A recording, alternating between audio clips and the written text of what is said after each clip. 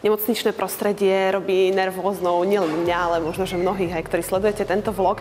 Dnes našťastie ešte nie sme tu práve preto, čo je napísané za mnou. Dnes sa budeme rozprávať o takých prípravných veciach, ktoré sa robia v nemocnici, ako je napríklad odber pupočníkovej krvi. No a zobrali sme si na to na slovo vzatého odborníka, pána Erika Dosedlu.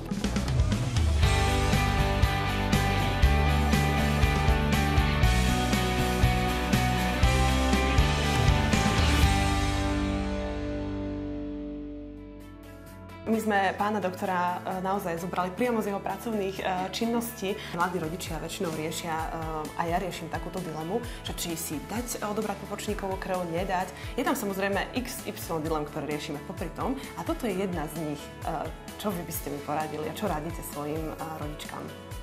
Tak odber pupočníkovej krvi je určite pozitívna záležitosť a odporúčame to, keďže ide o nenahraditeľné kmeňové bunky, ktoré sú dospelého typu, to znamená, že na rozdiel od embryonálnych buniek už nehrozí maligné, to znamená nádorové zvrhnutie. No a tieto bunky sú v súčasnosti už využiteľné pri množstve ochorení, ako u dieťaťa, u ktorého boli odobraté dané kmeňové bunky, ale aj u jeho súrodenca. Dobre, tak teda poďme rovno na prax. Tak ako tu vidíme túto mladú rodinku, tak oni sú už vlastne po tom všetkom však. Ano. Ako to prebiehalo?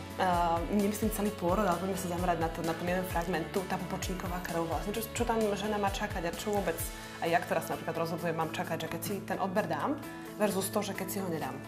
Tak v podstate pre pacientku, čo sa týka manažmentu samotného pôrodu, tam vlastne žiaden rozdiel pre ňu nie je, pretože po pôrode plodu dôjde ku oddeleniu pupočníka a čakáme na pôrod placenty. No a v podstate v tom období čakania na pôrod placenty sa odoberajú kmeňové bunky, odoberá sa pupočníková krv. No a ten čas vlastne využívame na to, aby sme odobrali tú pupočníkovú krv. Dobre, a vieme si povedať, pretože dnes je taký trend nechať dotepať pupočník, alebo v mnohých publikáciách sa o tom dočítame, avšak to sa nedá, pokiaľ si necháme urobiť tento odber. Alebo sa milím?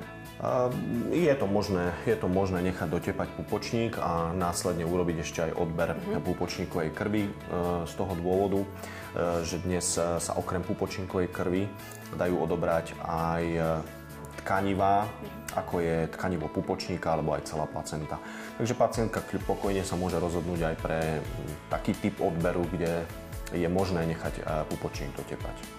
Ten samotný odber je pre pacientku absolútne nebolestivý a žiadnym spôsobom... Aj pre bábätko. Samozrejme, a žiadnym spôsobom nezasahuje do toho manažmentu pôrodu. My sme si teraz otvorili celú odberovú sadu, kde sa nachádza kopec vecí, ktoré ani netuším, na čo by mohli byť.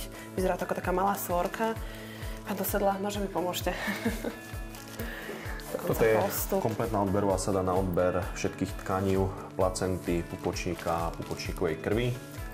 Prezrate mi ešte, ako to je potom s uchovávaním, vlastne na čo by sme to robili? Pupočníková krv je uchovaná v banke pupočníkovej krvi. V súčasnosti pribúda množstvo ochorení, pri ktorých sa dá využiť pupočníková krv alebo tkanivá, pupočníka a placenty.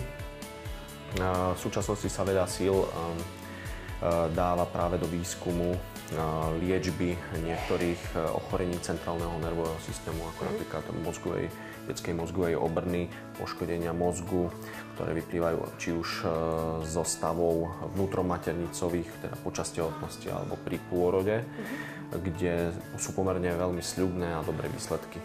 Ešte mi prezradte, podľa vás je lepšie dať si iba pupočníkovú krv alebo ísť do tých veľkých odberov? Pretože tam sú tie balíčky, už keď som študovala internet, že dá sa tam ísť naozaj do megalomanského odberu, kadečoho? Tak určite najvýhodnejšie je urobiť odber všetkých tkanív, to znamená celej placenty. Čím tých kmeňových buniek máme viac, tak tým je to lepšie a lepšie využiteľné a využiteľné. Je to do nejakého veku dieťaťa, alebo do jeho váhy, alebo... Samozrejme, keď sa odoberá len pupočníková krv, to znamená krvotvorné bunky, tak tam vám po odbere dôjde z banky pupočníkovej krvi certifikát s vyhodnotením, do koľkých kilogramov dieťaťa sa dá využiť tá pupočníková krv. Tak my vás, pán Dosadla, už nebudeme ďalej oberať o čas, pretože vidím, že telefóny zvonia, horúce linky. Chceme srdečne pogratulovať aj tejto mladej rodinke, ktorá súhlasila s našim natáčením. Želáme veľa šťastia, všetko dobré. No a verím tomu, že sme priniesli aj pre vás, ale jednoznačne pre mňa veľa užitočných informácií o odberoch pupočníkovej krvi. Ďakujem krásne. Ďakujem ja.